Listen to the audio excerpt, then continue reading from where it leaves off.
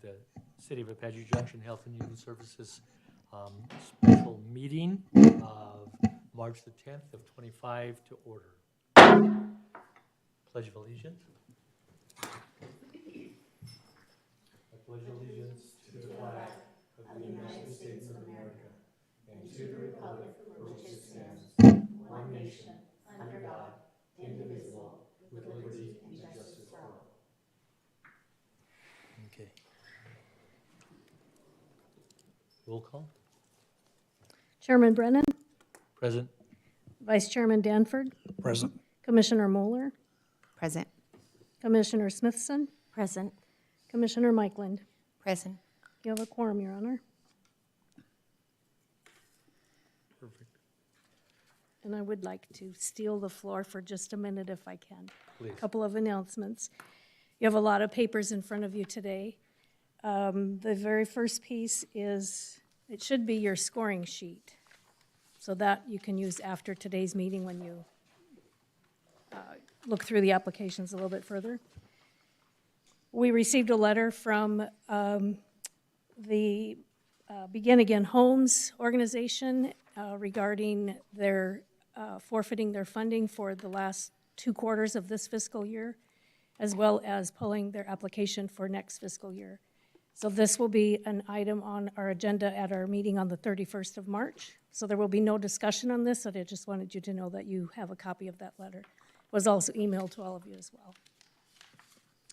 Next in your packet is the response from Superstition Food Bank. Eric is here today with a presentation and can answer your questions, but he did take the time to answer these ahead of time. And then you also have the attachments that he had submitted with his letter of explanation. And I think that's all you have. Okay. All right. All right. Also, Amy and we have flash drives to give to you all at the end of today's meeting. There's a little bit more information on there that was contained in the applications, but it's not necessarily something that we want to just put out on the website or through the Legistar. So we will give those to you after you leave today. Perfect. Okay. Okay.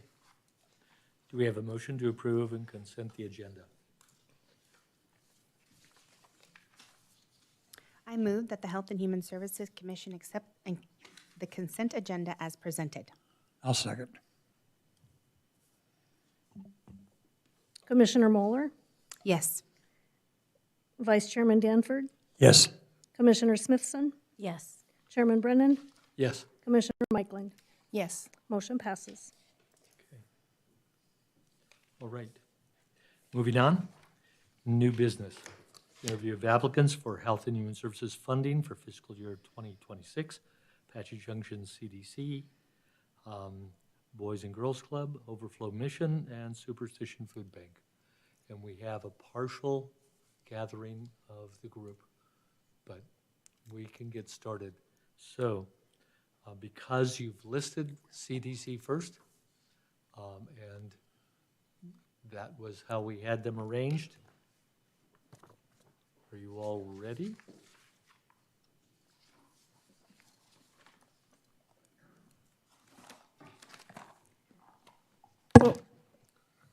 Good afternoon. I'm Gail Evans, and I'm the Vice Chair of the CDC, and we have written down the questions from your meeting, and hopefully I can answer them to your satisfaction, but I know as sitting up there, as you've had questions, you always think of something else too, and that's okay. I'll do the best I can. Number 1 on the list is, will we be doing any fundraising in 2026? We haven't got anything planned, but as things become available and are coming up, we meet once a month, our board does, on Zoom, and if there's any opportunities. In the beginning, we had talked about doing different fundraisers, but there was so many. You can only have so many golf tournaments. You know, it's like you're kind of limited, and we're such a unique group to what we do And it's not our intention to make a huge present, because we only help a certain part of the population.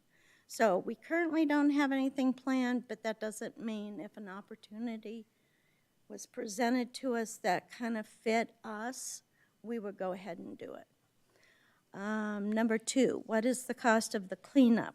Well, that's kind of hard to calculate, because some of them, we get a 40-yard rollout. Some of them, we just use our own little trailer. Sometimes, we'll take 2 loads in our own trailer to the dump. So if we have to use like a rollout, that's, 600 plus or minus dump fees. So we try not to get those involved.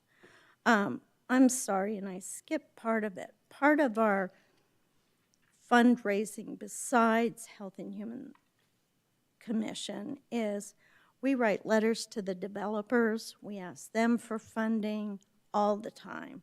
I'm sure they're kind of sick of us, but that's sort of what they do too. They have to expect it. All of those have also donated door prizes so that when we have our big Make a Difference Day, we have things to hand out to the volunteers.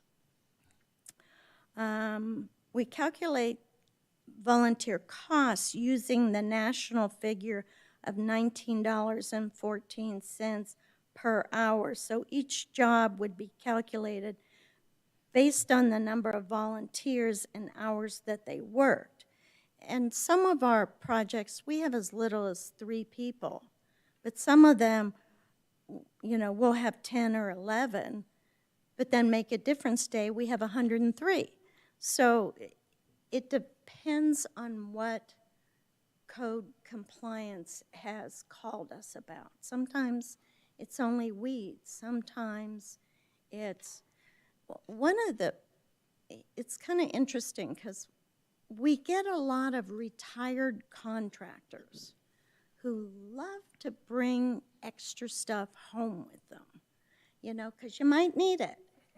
And I'm Scottish, and I understand that. However, one particular man, he was 82, 83, had gone through cancer. It took us 4 40-yard rollouts.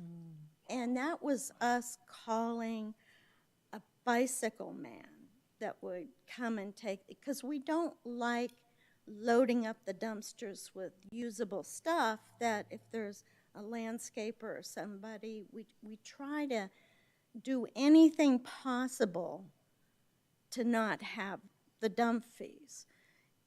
And even a lot of scrap metal. We have an individual that will call him. He will not only come out and pick up stuff for the individual, but he will also bring out a dumpster, because a lot of people like to sort through it.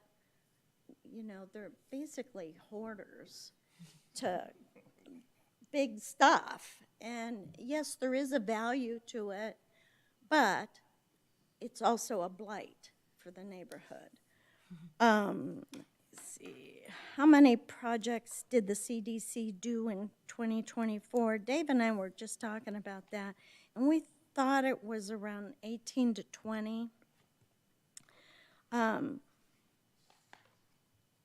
city always talks about because of how the date comes with the funding. Some are worked, others we provide dumpsters where they have the people that are willing to fill it up and help them, and we just order the dumpster to go out. So that way,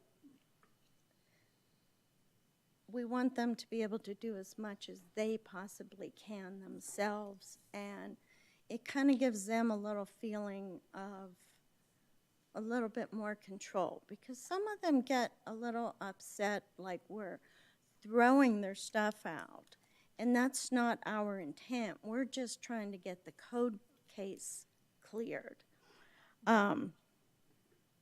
Blighted properties, just affect our values so much on our properties. And living next to someone who, our criteria for taking a code case is they financially can't pay the fines. So it doesn't pay the city to fine them and it costs the city to send them to court for something they don't have the money to clean it up. They have to be physically, mentally, and financially unable to take care of their own property. We take care of vets. Anybody that meets our criteria, that's a homeowner. We do not go out on rental properties because that's the responsibility of the landlord. And the city has to deal with them. We only deal with the homeowners who can't take care of it themselves. Can I interrupt you just for a second? Absolutely. Okay, thanks. Actually, you're doing a great job, honest.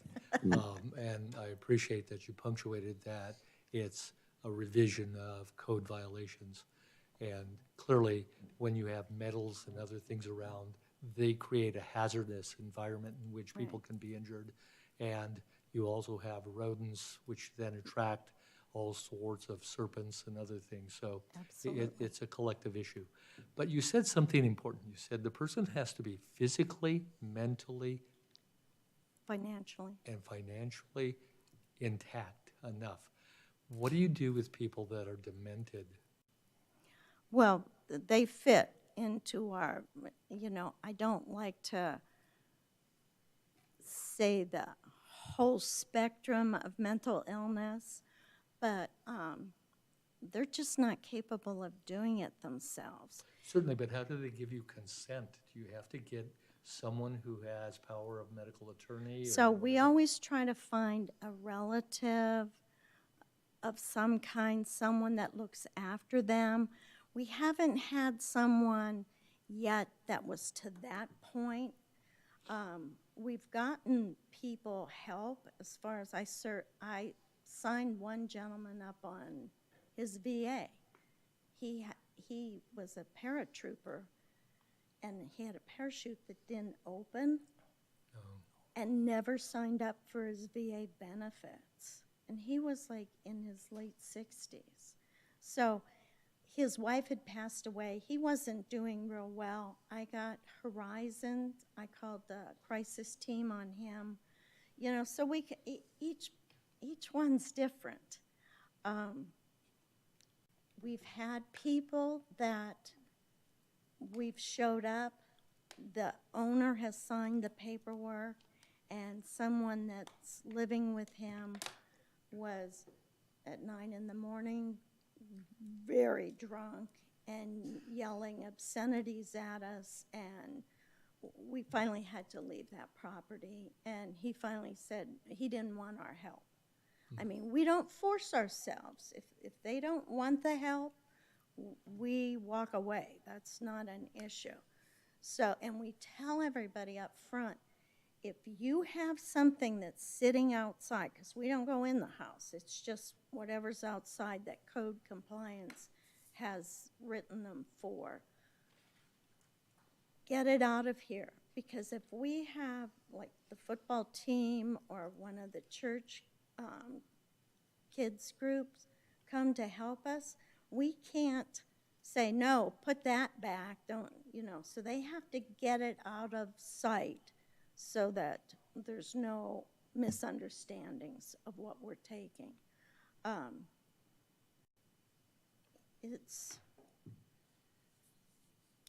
It takes a very careful interview at the beginning. But code has done a really good job of, we only do the cases that fit our criteria. We don't just do any code case because, A, we don't have enough funding to take care of everybody. I wish I could, but everyone's different. I mean, we've replaced windows for people, and we try to find local people that can donate a window. We've replaced free of charge to people, handicap ramps. One individual, he had a big saguaro cactus fall and crush his ramp. We just replaced another ramp for somebody else. And each one is different. That's about there's just no one size fits all, unfortunately. But the neighbors that have come to us while we're cleaning up are so appreciative and thankful because they're tired of looking at it. And I get it. I wouldn't want to look at someone that's got 40 tires sitting around their property. And you think, why? And it's like, there's no real reason other than they might need them someday, maybe. Let me see. Why do we pay for tools when they are donated? Not all of our tools have been donated, like some chainsaws, just odd things that we don't want our volunteers using, but some of the regular board members that can do it, like I always bring my own Sawzall. You know, you can cut a few branches a lot faster with that than you can with a saw. And we all, like I said before, I'm Scottish, so when we do buy tools, we really search out where we can get the best deal and who will, because we are a nonprofit, ask them to sell them to us at a reduced rate. Why is the expense of shirts if they are paid for by donation? Well, shirts were listed as an expense, and there is a thought that we buy those with donations. We don't. We just resupply. You know, like we give out a whole lot more large, extra large, triple X than we do smalls.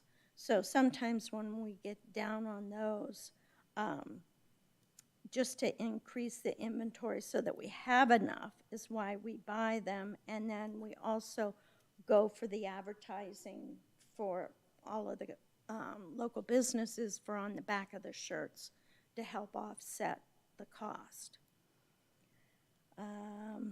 And why do we have the expenses of a phone, Zoom?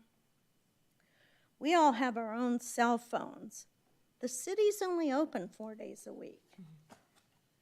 And for a long time, their number was the first number to call. But when you're only there 4 days a week, people will always call the first number, and they get a recording until Monday. And it's like, that just doesn't work. And some of the clients, customers, code cases, you don't want them having your home phone number. I did that once, and I felt so sorry for this poor man. He had lost his wife, he was lonely, and he thought I was his new best friend. And nobody needs that. And so we got the absolute cheapest flip phone there is. And in fact, it's plugged in on my desk. And the cheapest minutes we could find. So like in this case right now, without Fox there, our phone number is the only way to really contact us.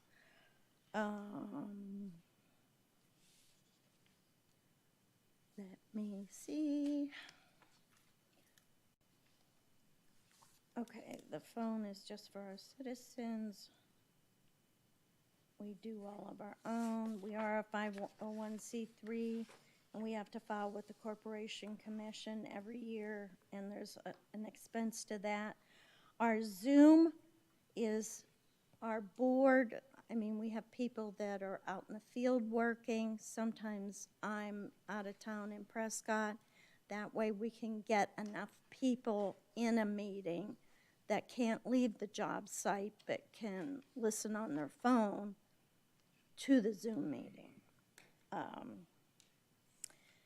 Where do we get our dollars other than the city? Well, Pinell County, Walmart, Republic Services, any place, we have a grant writer on our board. Any place she sees something, we have a very unique nonprofit. There's not a lot of cities that has a group like us willing to go out and pick up trash that's other people's trash. So we apply, but we're not successful a lot of times. Just like the city, when they apply for grants, you have your whole list of criteria. The city can't get a lot of them because we don't have mass transit. So it's that kind of thing. We try. We don't want to just rely on the city, but we only clean for the city and for those people who can't do it for themselves. Where do we serve? Any property within the exterior boundaries of AJ, and includes the county islands because we have a couple of them, but we don't have code cases because code officers don't go to those places anyways. We have one of the ramps that we replaced was in the county island for somebody, and they called us directly, so that's two. And they have to meet our criteria where they can't do it themselves. You know, the one poor man where his saguaro fell on the ramp, he couldn't get in or out of his house. You know, that's serious. So we were happy that we could help him out. On page 6, number 5, how many did we serve? Okay, and for Silly Mountain and Make a Difference Day, the number can't really be calculated other than we had 103 volunteers, and this park just serves thousands of residents. We only work with the city on projects that they bring to us for Make a Difference Day. We've already decided that this coming up, Make a Difference Day, we're not going to go out to Silly Mountain again, and we're going to focus again back onto the neighborhoods, which it's amazing how well our neighborhoods are cleaning up since we have the mandatory trash, which I was so lucky to be on council when that was going through. But it has made a huge difference. Where we place the dumpsters within the neighborhoods, a lot of those streets have a lot of renters in them. And so this also gives the rental people an opportunity to throw their stuff into the dumpsters. We have never picked up a dumpster that wasn't completely full, and they're the 40-yard rollouts. So if they're in the neighborhood, the people are bringing the stuff out.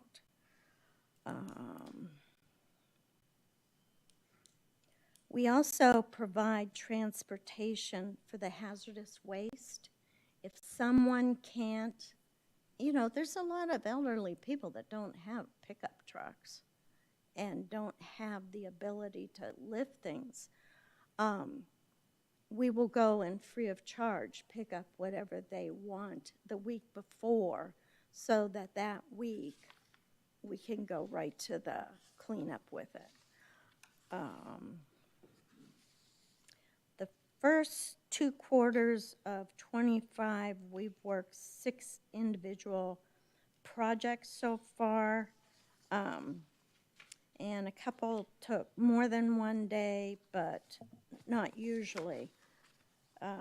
We've looked into expanding what we do besides the trash cleanup, as far as we've just got an adopted street, which is baseline between Idaho and Tomahawk.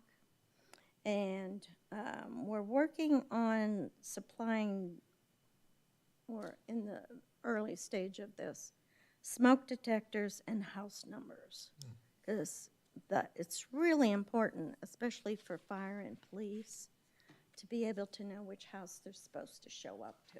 Imagine that. Is there anything I didn't answer?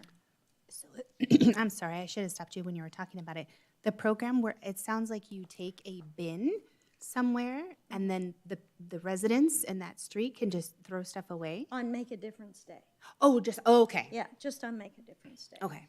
We have supplied the rollouts for code cases that they say they have their own people, and we just supply the rollout, and we don't set out for volunteers. They have their own people, and they call us whenever it's full. And for Make a Difference Day, I just knew about like Silly Mountain and then the median when that was a project. So do these neighborhoods like request for you to come by, or code compliance is like, hey, could you help out and just Yeah, code compliance will say, you know, we've got a neighborhood that's really in need of your help. And I typically drive the neighborhoods too, because you know, I don't want their job at all. But sometimes it looks bad to us, but it looks normal to them, you know, so I'll suggest, well, what about this block on this street? What do you think? And depending on our funding, we've done 4 streets and we've done 3 streets, you know, it just depends. But, I mean, the things that people keep at their house, it's really kind of fascinating with toilets and, you know, one lady, her husband died on her couch, and she got some friends to take it outside on her porch, but she didn't have any way to get rid of it. So when the dumpster was in her neighborhood, we loaded it up for her, because we'll go around and ask, you know, do you have anything? We don't just stand there and wait, because at each of the dumpsters, we have a captain and then a number of volunteers, depending on what code thinks we'll need for that area. How long does a dumpster usually stay in that neighborhood? They usually bring them Friday, and they pick them up Monday. Okay, so, And a lot of times they'll be full, and people will still bring stuff even after we've gone and they've locked them. And like, I have a 21-foot flatbed trailer, and so we go around to where all of them were. We load up the extra stuff. Some of it we take to the dump. Some of it, like if it's the tires and the stuff they kind of know they're not supposed to dump there, we'll take down to Public Works, and they let us keep it there then. Like the tires, refrigerators, stuff that they know they can't do that, but they do. And we're glad to help, you know.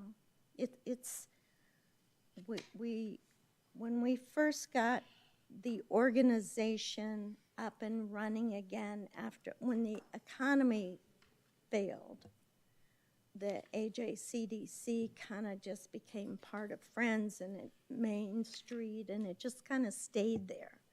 So we really tried to come up with something nobody else was taking care of. And in talking to Rudy, it was quite apparent, you know, we have a lot of people that can't afford a landscaper to come out, can't afford the dump fees, can't physically do it. And we thought, well, it sounds like we got a job. I'm not 100% clear of what the Chamber of Commerce does, but as a 501(c), why do you need to be a part of the chamber? I see that you have dues of $195. That's why I'm asking. Because of the business connection and our donations for our shirts. And a lot of times the businesses understand more what we do than the people do, because we're cleaning up around some of them too. And it's just that business connection, because we do try to get money from people other than Health and Human Services. Yeah. So- Sandy had the pleasure, if I call it that, of riding around was. with me on Make a Difference It was. Day last year. So she saw how interesting it can be. And the dumpsters were full. They were full to the top. So, not to be contentious, really, I'm just trying to understand. I appreciate that an affiliation with the Chamber of Commerce has some merit. The council's been pretty clear that we have to demonstrate that when we allocate resources, that they have a direct impact on the populace at large. And that seems rather indirect. Well, if we weren't there to clean up, our neighborhoods would look, No, Worse. I hear you, absolutely. And I'm not trying to besmirch what you do, because I think you guys do a really great job. And it has been an experience for me to see the evolution of even the proposals, because they now more reflect sort of what you'd measure and demonstrate whether or not you have efficacy. And you've done that. And you presented very well today. I appreciate that as well. thank you. Any other questions? Just, if you ever need to talk to the trash lady, just give me a holler.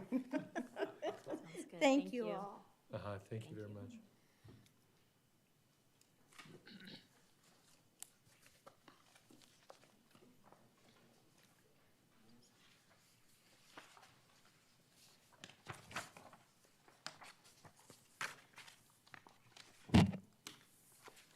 Okay. We skip our regular number 2 because they are no longer in contention. So that leaves, I believe, Boys and Girls Club, correct?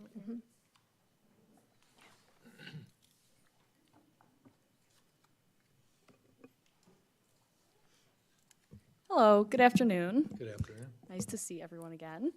Thank you for having us. My name's Maddie Roberti. I'm the Director of Grants at Boys and Girls Clubs of the Valley. And this is Liz Byrne, the Vice President of Regional Impact, also from Boys and Girls Clubs of the Valley. So I have some of the answers to your questions in my presentation, but of course, feel free to jump in if there's anything that I haven't answered or anything else you're wondering about. On behalf of Boys and Girls Clubs of the Valley, we're here to discuss our request for funding specifically for the Superstition Mountain branch in Apache Junction. We are requesting $35,000 to support salaries for our direct service staff at the Superstition Mountain branch. This represents less than 5% of the branch's total operational budget, which is about $740,000. With every dollar from this request will stay local to serve Apache Junction youth at this club. Our dedicated trained staff at the heart of our programs provide the support that keeps kids engaged, learning, and safe in your community.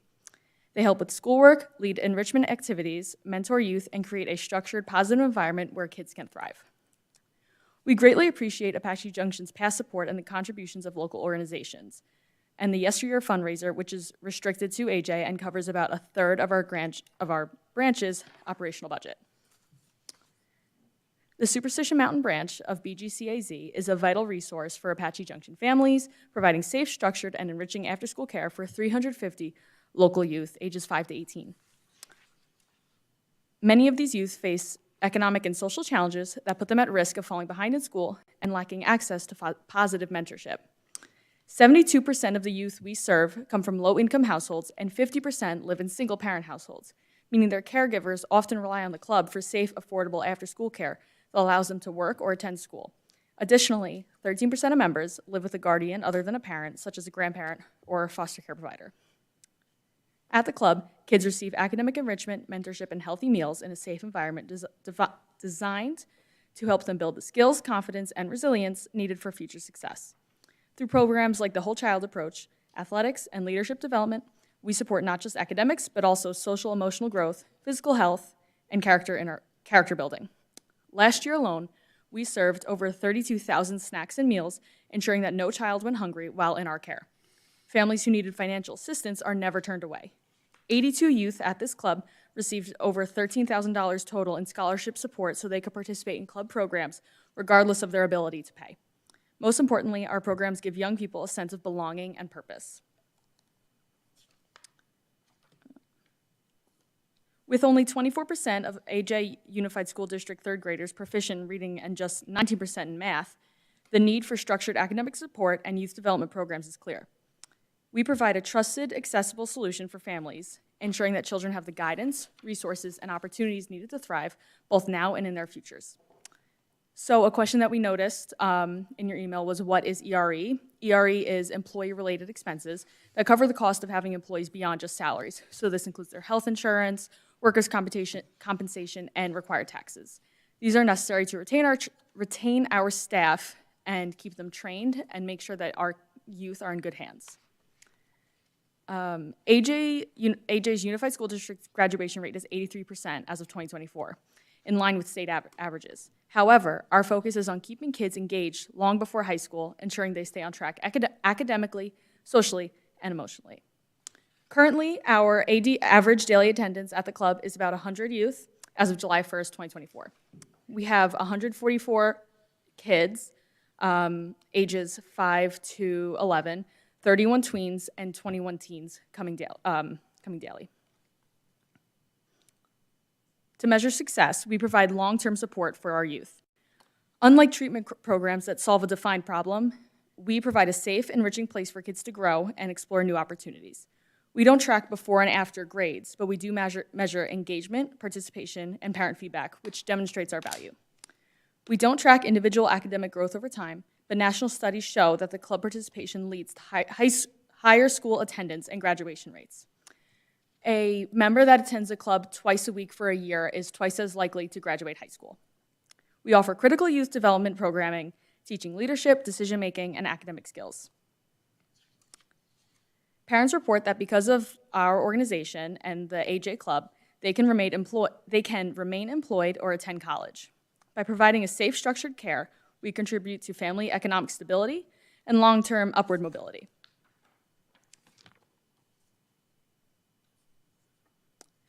The Superstition Mountain branch is a lifeline for AJ families. Without trained, dedicated staff, these programs, which include homework help, meals, youth development, and so much more, wouldn't be possible. We understand the Commission might be more inclined to fund meals or curriculum. While we welcome that conversation in the future, this funding is critical to keep the skilled staff who make these programs possible. We appreciate your time and your commitment to AJ youth. Liz, if you want to talk a little bit about specifically what goes on daily at the club. Absolutely. Thank you, Maddie. Hello, everybody. My name is Liz, and I'm the Vice President of Regional Impact for Boys and Girls Clubs of the Valley, which is just a fancy way of saying I work with some of our clubs a little out of Phoenix proper. So the 3 clubs that I'm working with directly, I provide support to our club we just opened in Kingman, Arizona. We also have a club in Yuma, and then obviously I'm privileged to work with the community of Apache Junction. So I'm just going to talk a little bit about some accomplishments that we've had this year, some programmatic and operational insights, and then I'm here to answer any questions you might have about the actual operations. A couple of things that you probably already know, but Apache Junction, this community has been so supportive of this club for years. We've got some local stakeholders and supporters that have put on our yesteryear events, who have been a voice for us in the community, and I know the city's been very supportive as well, so I want to thank you for your contributions already and your support of what we do. The school district has been fantastic. I don't know if you guys know this, but they bus all the schools that we serve, the AJ Unified School District, they provide the busing. So we are not obligated to go and take our buses out, which leaves our staff in the building to serve the kids directly, which is amazing, and that's kind of unheard of, honestly. We work with them on our food program, so the school district helps us provide those meals and those snacks to make sure none of our club kids go hungry every day. The academic programming that Maddie mentioned is probably one of the most important things that we do. A lot of our club kids are behind in math and literacy, so we provide daily homework help. It's called Power Hours, our national program, but there's always an opportunity and a staff available to help our club kids with their homework every single day. We also do cool enrichment programs that are very unique to our after-school programs. So we have some Apache Junction Club members that are involved in the first Lego League. I don't know if you guys have ever heard about that, but it's a Lego robotics program. They actually go and compete, and they learn how to, obviously it's fun, they get to play with some Legos, but they learn how to actually code, and they compete academically, schools and clubs across the state. which is very cool. And honestly, it's a very unique opportunity. And specifically our Apache Junction Club, not all of our clubs do it. They're really into it and they're really great at it. There is a huge interest in the arts in our Apache Junction branch, Superstition Mountain. We have a music program. We have a whole room dedicated just to music instruments, performing arts. They do regular talent shows. I've been there for some of them. They're super fun, and the kids love it. They love performing. We have character and citizenship programming. We had a local senior in high school from Apache Junction High that competed in our Youth of the Year program, which is basically, it's a public speaking program where he wrote a speech about what the club means to him, and he learned how to do a formal interview, and he had to write a resume and write some essays, and it's a great character building program. And then finally, the whole child approach is the last program I really want to give just kind of a high level insight to. So what that is, that's a program unique to Boys and Girls Club in partnership with Taros Health. So we have a behavioral health technician that is actually a member of our staffing team. It is through grant funding that supports it directly through Taros, but it's a very unique and very important service that we provide. We have somebody on staff that the rest of our team are not behavioral health technicians, and they are not educated or have the certifications to actually provide true trauma-informed care. You know, these people know what they're doing when it comes to crisis. If some of our kids are going through crisis, they can help them. They provide training to our staffing on how to de-escalate behaviors, how to help our club members find that resiliency that Maddie talked about, and really regulate their own emotions. Our club kids and our kids across the nation, they went through the pandemic, and it has made a very significant impact on how they feel about themselves, how they feel about their own, security in academics. That is, in my opinion, why we're having such a big issue with math and literacy. And so these wellness coaches are on team to help them with those stress levels that have absolutely raised. So that's just a snapshot of some of the programs that we offer. Obviously, you have our application, which kind of goes more in depth, but I just wanted to thank you for your consideration and offer any answers to any questions you might have about the day-to-day, what actually happens in the club. So thank you. You note that there are 21 youth that are in their teens. That's a broad spectrum of 13 to 18. How many are in the 16 to 18 age? I don't have that number off the top of my. So in the numbers, we have the division between tweens and teens. Yes. So tweens, we consider that's like our middle school. So that's 6th, 7th, and 8th grade. So of the actual teens, what's the number we have? We have 21. 21 full, that's high school age. So that's 14 to 18. Okay, 14 to 18. Yeah. But I mean, there was a discussion a couple of years ago about graduation rates. Yeah. And what was revealed is that you don't have many people graduating. In fact, that year they only had 2, and last year I don't believe you had any, correct? So this year we currently have, I'm going to say 4 or 5 juniors and seniors attending regularly. And I know that all the seniors are on track to graduate this year. I think there's 3. Okay. So just to be very transparent, it's pretty typical in Boys and Girls Clubs. People sometimes don't understand that we serve teens in general. They think it's just for youth, right? So we do serve 5 to 18. Typically, the teen populations in clubs are smaller. It is something we're working on growing specifically in this community in partnership with Apache Junction Unified School District. But the juniors and senior population are small, but I don't know of any of them not on track to graduate, of those who are attending. So previously what you noted was that the goal was to have some sort of goal for after high school, whether it be military, community college, a job, or what have you. How successful has that been? I mean, it's been successful. I mean, I can speak kind of more organizationally. So we have a lot of different types of programs. We actually offer a program called AZ Youth Force. That is a workforce development program specific to juniors and seniors, that age demographic that you're talking about. And that's open to any teens in any club, in any community. So of those club members that are a part of that program, I mean, that basically all of them they have a job or an internship right out of high school. Now, when it comes to our bread and butter, which is what you're talking about, which is our kids that are in our clubs every single day, those programs I'm talking about, like that Youth of the Year program. We have a program called Keystone, which is a community service-based leadership program. We do have staff that are dedicated to working directly with the teens. Those are the ones that are having the more hands-on approach. And the way that we can typically, so we have a survey called the National Youth Outcomes Initiative, where we actually survey our teens, and we test more on how they feel about graduation, more so than tracking where they go afterwards, which would be a great opportunity of growth for us. Okay. And lastly, by happenstance, the other day I was able to see a TED Talk that was from 2016. It was, of all people, J.D. Vance. And J.D. Vance talked about his upbringing and how he had really been an individual that rather uniquely escaped from what it was that he was experiencing. In previous iterations of your application, you had ACEs, adverse childhood experiences. I think that TED Talk really does look at that. So I'm recommending that you take a look at it, because I'm sure that there are lots of individuals here that have many of those. And he makes some very interesting points. I was impressed with what he deduced as his success.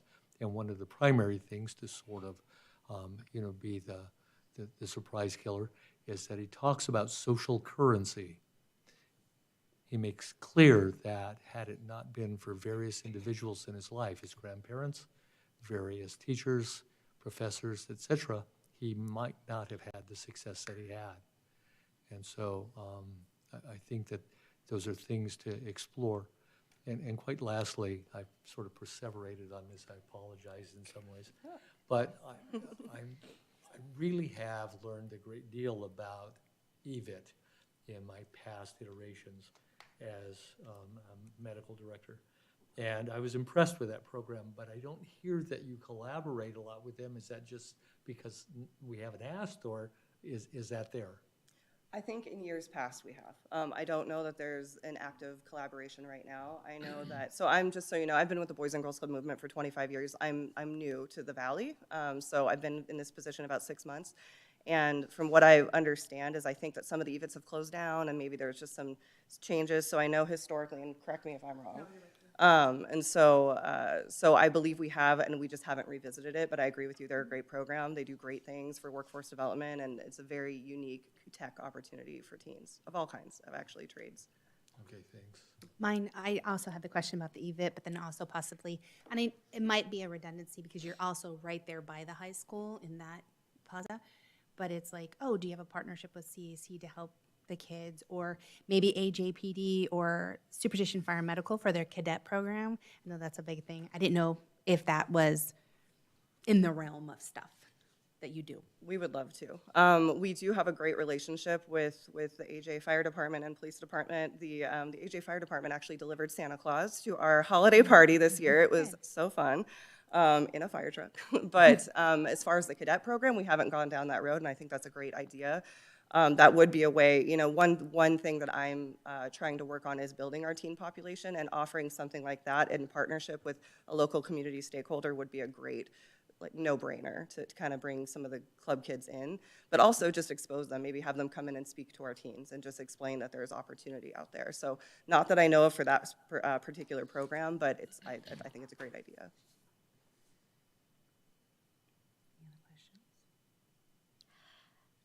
No questions. Sorry.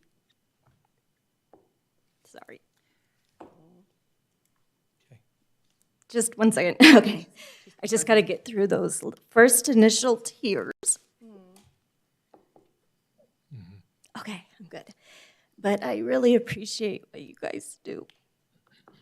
I didn't expect to cry, but it is tough working with kids and trying to get them on the right track and everything else, especially I love to hear that you're making those connections with the high school and can reach out with EVIT and different things. And when you mentioned CAC, you're referring to the community college? Yes. Oh, Okay. yes. Central Arizona College. Yeah, and with their new, they've been revamping and new programs going in, and I just think there's all sorts of opportunities. And even though the numbers seem small that they're dealing with, the fact that you have teenagers there, because I've been teaching for 27 years, high school and junior high, so it is tough to get them on track and try and replace some of the missing components in their life. So keep it up. You're doing good. Thank you so much for those Wait. kind words. We really appreciate you. I apologize. Earlier, I thought you said that the request for the $35,000 was going to go towards salaries?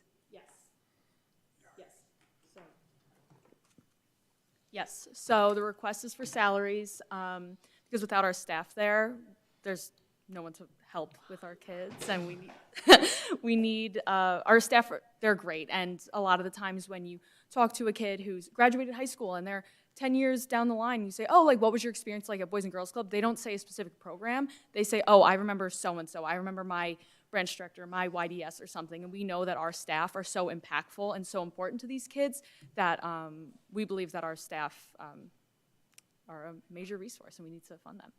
Now, is this for retainment or to try to recruit more staff? Kind of goes hand in hand where we want to keep the staff that we have because they're trained, they're great. Angie, who she was here last year, she's the branch director. She's a superstar. We love her. The families love her. Kids love her. So we don't want Angie to go anywhere. And we want people to learn from Angie, and we want our current YDSs, our youth development staff, to learn, specialists, to learn from her. But yeah, it's also a recruitment effort to make sure that we're paying our staff competitive salaries and making sure that we're reaching out to the right people and we're attracting the right kinds of people when we have openings at the club. Do you have to hire more in the summer? More Yes, staff? yes. Okay. Yes, because we're open all day, so in the summer, we're open 7 a.m. to 6 p.m. versus just the after-school hours. Right. So just the volume of hours, but in addition, you see more club kids in the summer, too. Okay. Any further questions? Thank you so much. Well, thank you. For having us. Yes, thank you.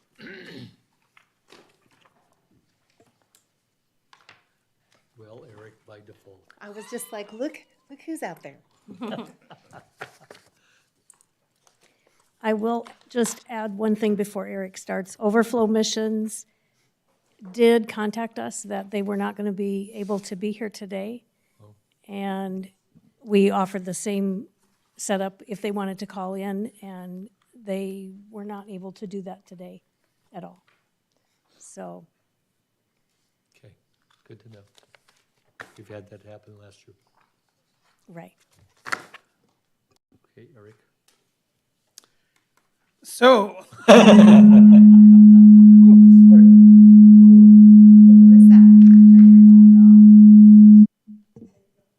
no, I don't think it's me. Good afternoon, Chairman Dr. Brennan, Vice Chair Danford, and Commission. My name is Eric Arriola, and I'm the Executive Director for the Superstition Community Food Bank. The food bank has been a part of the Apache Junction community since 1981, when then the Apache Junction city manager identified a need to assist individuals and families facing food insecurity. The food bank was born, and we started by helping half a dozen people, and last year we helped 44,300 people. So it has definitely grown. Our need has not diminished. Our need has continued to increase year after year. The 4 programs that we offer that help the community are emergency food programs. That is offered 4 days a week, Monday, Tuesday, Thursday, Friday, from 2 p.m. to 4 p.m. And that's just like it sounds, emergency food. Your family needs emergency food, you go to the food bank and we give you emergency food.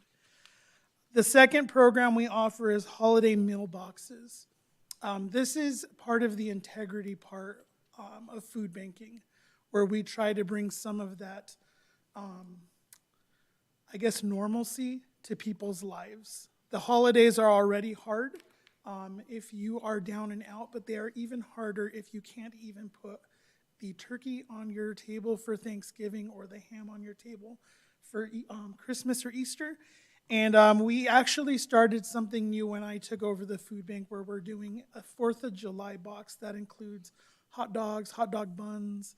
I know, Dr. Brennan, it's not that nutritional, but once again, it's that feel-good, normal, being normal, having the hot dog to grill, having the 2-liter of root beer soda to celebrate the 4th of July with. And then we also offer the Commodity Supplemental Food Program, that's CSFP, for our seniors 60 years and older. When I took over the food bank 3 years ago, we only were able to do 70 seniors. Since me taking over, we have expanded that program to 140 seniors. And the way we do that is by keeping a healthy wait list and delivering 140 boxes every time we go to distribute. If we only distribute 130, then where we get the boxes, which is the USDA, they realize that we're not giving them all out, so they will diminish the number. And so we have to be 100%, we have to have a wait list, and they continue to open up more spots for us by being on top of things. Finally, the last program that we just added to our arsenal last year is the Student Backpack Food Program. We realized with the help of the Apache Junction Unified School District that students were going over the weekend without food. And so we rolled out the program at Four Peaks Elementary, and then this year we rolled it out at Desert Vista Elementary, and we grew the program from 60 to 250 students that are needing these resources every weekend. And so we would love to roll it out to Peralta Trail and then to Avalon Elementary here in the heart of AJ as well. But currently we don't have the funding to do so. Those are our 4 programs. I want to thank you for the $56,000 you granted us last year, and we are asking for $75,000 this year to help maintain our current programming and to increase our distribution and outreach. If we were to get the $75,000, that would allow us to increase the student backpack program to those 2 elementary schools that I spoke of, Peralta Trail and Avalon. It could be that there's only 10 students at those schools, or it could be another 250 students. We don't know, it's a roll of the dice. But currently, the backpack food program costs us about $20,000 to operate. And as you can see, to roll out another 2 schools would just double that cost. The programs that would be utilizing the funds are Emergency Food Program, the Holiday Food Program, and the Student Backpack Program. I know in your guys' video that I watched from your last meeting, there was a lot of talk about this senior program and why people are on a wait list and how you guys could help with that. Unfortunately, I don't have control over adding people to that list. That list is given to us, so I don't ask for money for that program. I ask you guys for money for the 3 other programs that I can control. Rest assured, we are always looking to add more to that program, but I cannot add more spots. So when I say add more, I would love to add more fresh fruits and fresh vegetables, and I am currently going after other grants to allow me to do that. It's just not what I'm asking you guys for money for, with all due respect, if that makes sense.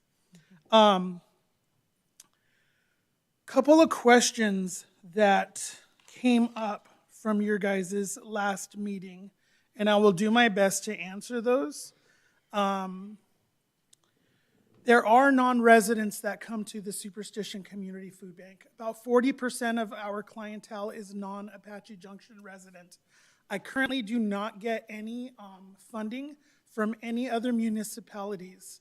That is something I am working on. Unfortunately, the City of Mesa's grant program is out about 1.5 to 2 years. So in October, they will start giving money for 26, 27. That's how far in advance they are. And so when I met with Council Member Spilsbury, they are very open to giving us money. You just have to, meet the grant process. And it's very much like this. They're just farther ahead than AJ is. You guys are a year ahead. They're further out than that. And it's the same case with Queen Creek. That is the 3rd largest municipality that takes advantage of the food bank. And so I am looking at what they offer. They're a little smaller as far as what they offer, so there isn't a grant process available. However, their council member that came to our open house is also willing to look at what they can do for us based off of the percentage of usage at the food bank. I don't believe I'm speaking out of turn, but I don't think that City of AJ gives money to any other food bank outside of here. And there are residents that do go to food banks in Mesa or food banks in Queen Creek or pantries in those areas, just because that might be where they're working. And so they may not have the time to get back to the Superstition Community Food Bank, so they go to the pantry that's nearest to where they work. And so there is kind of that ebb and flow, that connectivity between all the food banks where they are going to a different food bank, but they're not getting city money like we are. If that makes sense. I know another question was the hours of operation. We did used to be open Wednesdays and Saturdays. The problem is we were not picking up enough food on those days from the food rescue program to make it worth our while. So we were paying for overhead, we were paying payroll, and at the end of the day, we didn't have the food that we had the rest of the days from our grocery rescue program. And that program is where we go out every morning to grocery stores and we pick up everything that's going to expire. And so we bring that back to the food bank, our volunteers sort through it, and then we give that out that very same afternoon. So when we were doing Monday through Saturday, the overhead, the expense was high, and the yield was very little. So we stopped, distributing on Wednesdays and Saturdays. And as a result, we have more on Monday and we have more on Thursday, and so it kind of balances out the rest of the week as far as the food we give out. Another question that was asked was the money that we get from our mothership, basically, Feeding America, United Food Bank, all the food banks that are above us, and the answer is zero. So we don't get any money from those partnerships. What we do get is pass-through. So the food that the USDA purchases will pass through those entities and make its way down to us. And that's how the CSFP, the senior program, is done. That food is purchased at the high level of government and then just passed through to us. And so we do reap those benefits, but we do not get any financial contributions from those other entities. Our contributions are made up largely by me pounding the pavement, my volunteers pounding the pavement.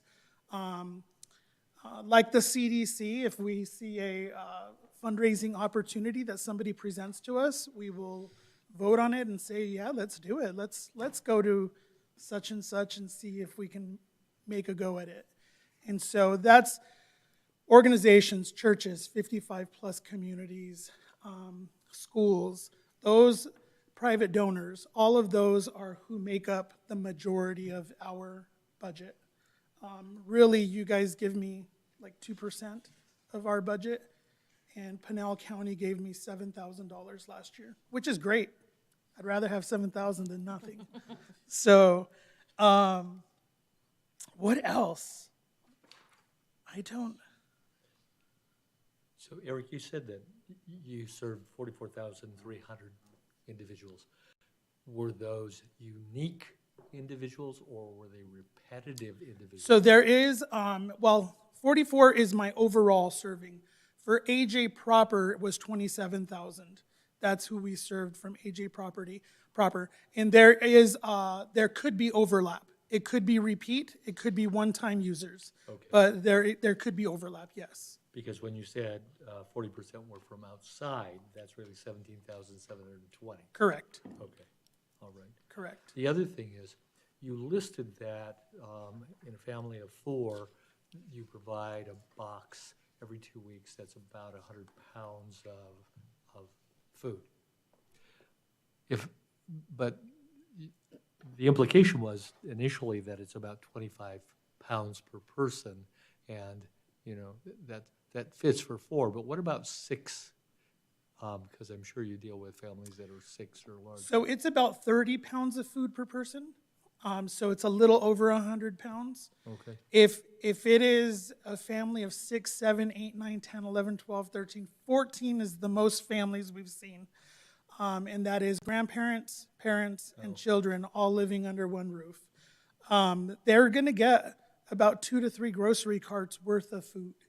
And they get EFBs, which are emergency food bags. Those are a pass-through from USDA. So those are given to us every month. They have staples in them: rice, tuna, peanut butter, pasta sauce. Some months they're amazing. Other months, I don't know that I would eat it, and I eat everything.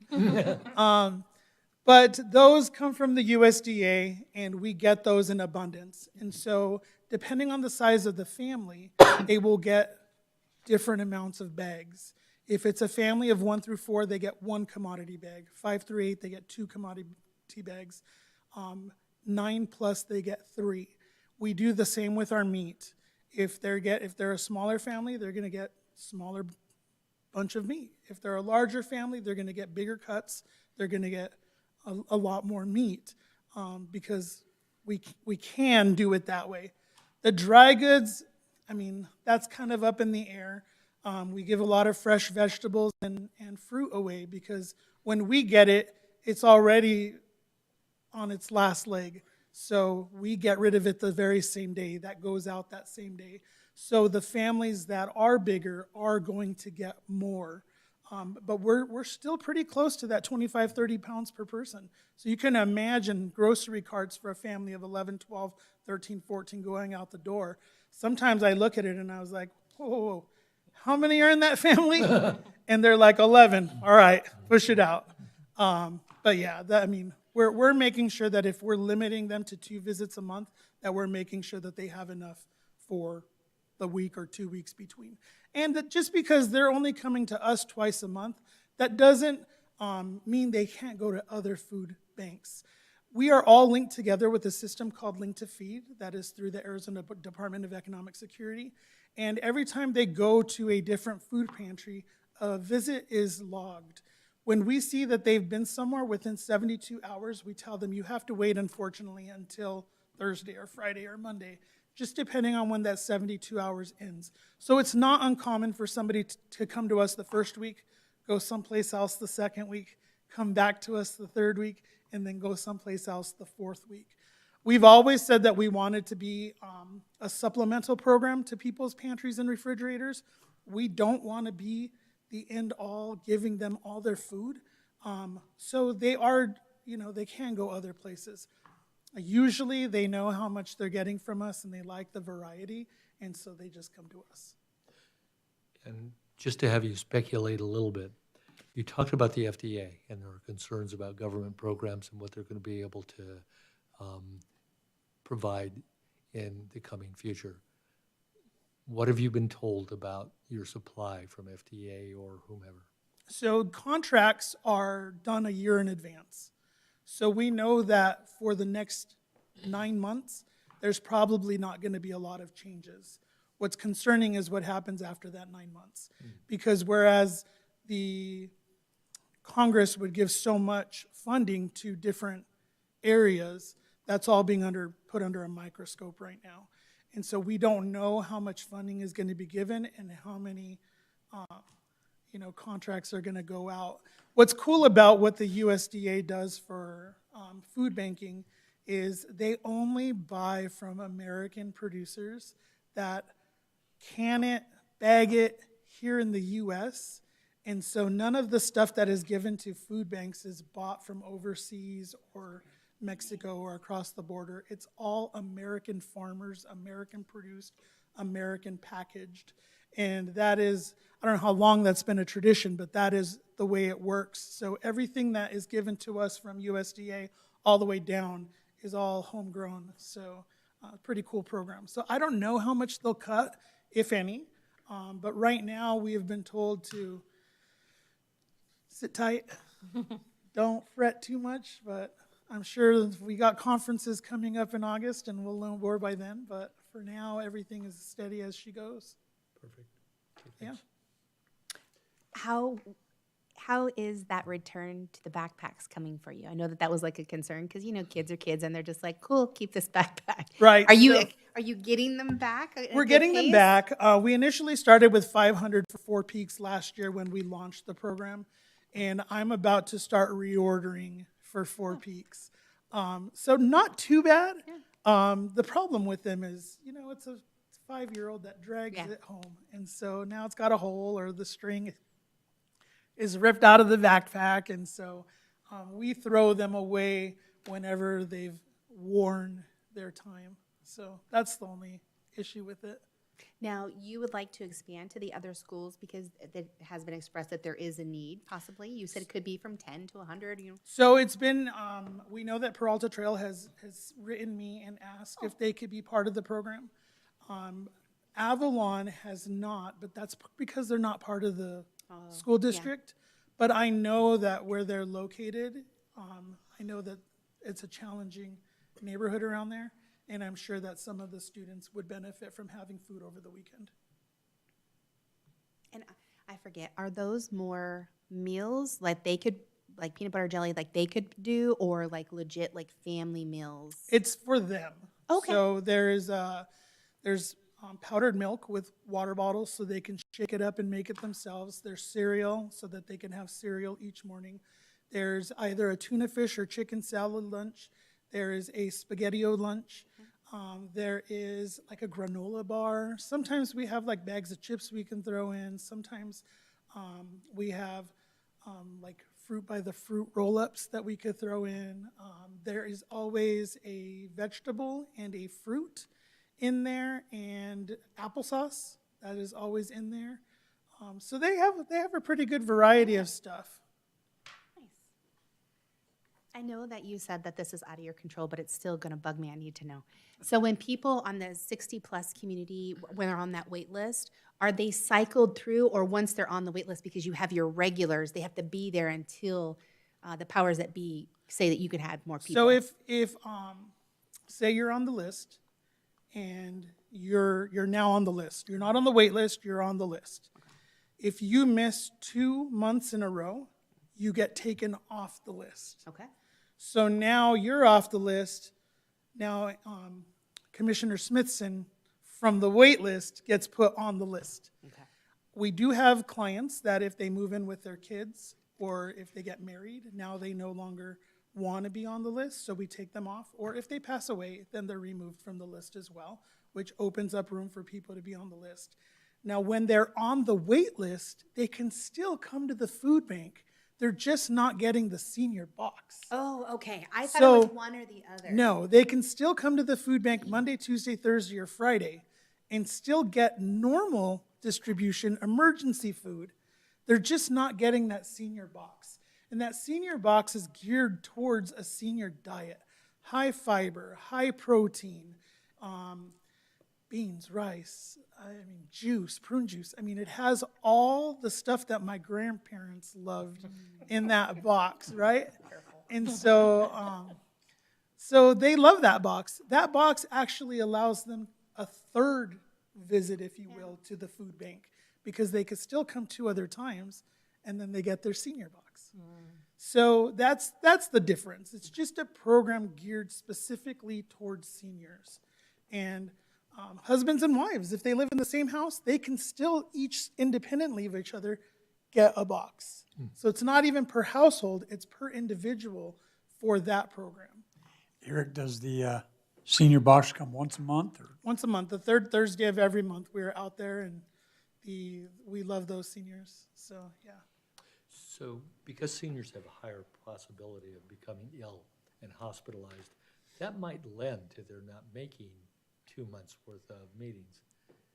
How can they expedite their reentry onto the list as a recipient? So if they call us or we call them, we actually call them to remind them, hey, the senior day is coming up on Thursday, and this is usually the Tuesday before. If we know that they're not going to make it, we'll put a note on the account, and that way when it comes time for them to fall off the list, we won't push them off the list. Okay. We know that they're in the hospital or some circumstance. they're all pretty good of calling us and saying, we're not going to make it this month. Can you give my box to somebody that can use it? And so we love that, because then we call somebody on the waiting list. We say, we have an extra box. Can you come in and pick it up? You're not on this list, but we had an extra box, and we give it to them. That's part of us staying at that 100% distribution, right? And then when they look at it, they're like, oh, Superstition Food Bank has been 100% for 5 months. Let's give them another 10 or 20 slots. So like I said, we've jumped up from, I think it was 74 when I first started, and now we're at 140. So we've doubled the program in the last couple of years just by being 100%. So I hear what you guys are saying. We don't want those seniors to grow hungry, but they're usually only on the list for about 4 months, and then they get on the list. So it's constantly turning. Perfect. Now, I know that it's only March, but have you seen an influx of needs for just regular food, emergency food boxes? We have, since the new administration took office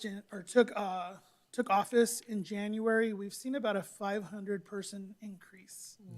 And I think it's just uncertainty, right? Nobody knows what's going on. Yeah. All the tariffs, all the not tariffs, all the inflation, all the non-inflation, recession is coming. So there's a lot of uncertainty. I'm hoping that in the next few weeks, it'll mellow out, and then people will know what's going on, and the need will go down. Certainly, it could stay this way through the end of the year. We just don't know. But we have seen an increase since the middle of January. Okay. A quick question, back to the student backpacks. So if you were able to service Peralta Trail and Avalon at the level that you were serving the other schools, what do you think that added cost would be? It would be another 20 grand. Okay, that's what I just want to confirm that, okay? Yeah. Okay. Yeah, there's ways to cut corners if you buy more bulk. The problem is our warehouses, I mean, you guys have seen it. Our warehouse is our warehouse. We're not squeezing anything more in there. And so whereas I could probably get a better discount if I bought more in bulk, I just have no place to store it. Okay. All right, thank you guys. Thank you. Okay, moving on. Staff liaison report. No report, Your Honor. Okay, good. The next meeting date per the notification we have is the 31st of the month, and it returns to its normal time, the witching hour of 5 o'clock. Correct. Okay. In light of that, are there any other announcements that anyone has? Any activities that people want to make the community aware of? All right. So with that in mind, I adjourn this meeting at 4:25 p.m. on 3